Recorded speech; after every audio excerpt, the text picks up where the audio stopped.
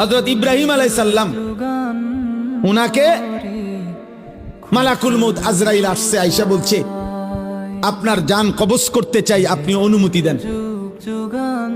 হাদিসের মধ্যে আছে প্রত্যেক নবীকে মৃত্যুর পূর্বে মালাকুল মউত জানায়, অনুমতি চায়।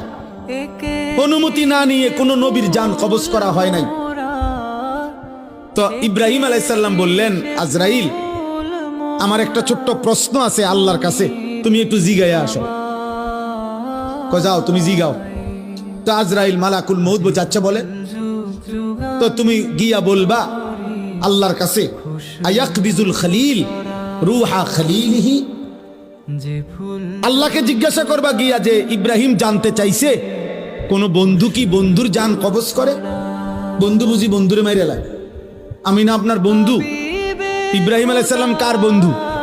কথা বলে না, আল্লাহর বন্ধু কিনা?